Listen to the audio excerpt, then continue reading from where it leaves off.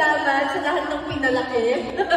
Isip nyo, whatever it is that your God life in Christ Jesus our Lord, there is a gift. Pasalamat sa lahat ng pinalaki. Yes. Ayan, gusto ko magpasalamat sa simula until now. You supported and you love this movie.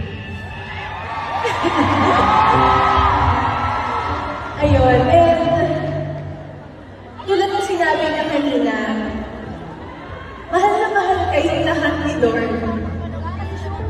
Pero inyo the happiness that this concert brings to everyone, na sinasabi ng iba na nostalgia, sinasabi ng iba na bumalik sa pagkabata.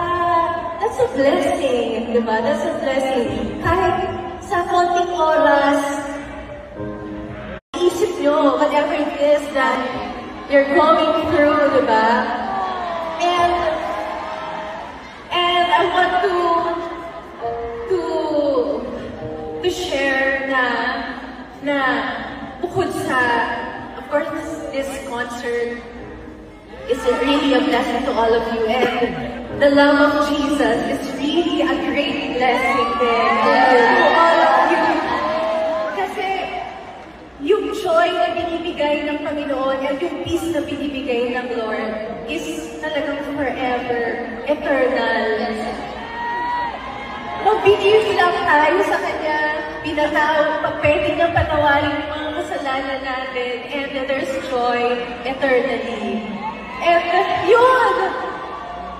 yun lang, sabi nga sa Bible, the life in Christ Jesus our Lord, there is a gift na binibigay ng Panginoon para sa inyong lahat, and that is eternal life.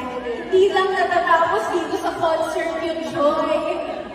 Sinimulan lang ng Lord, praise God, but He is giving all of you a gift, and that is eternal life. And for us, you are a gift, you are a blessing tonight, Mare. At alam mo, Mare, si God ngayon, tingin ko, ginagamit niya tayo para gumawa ng history.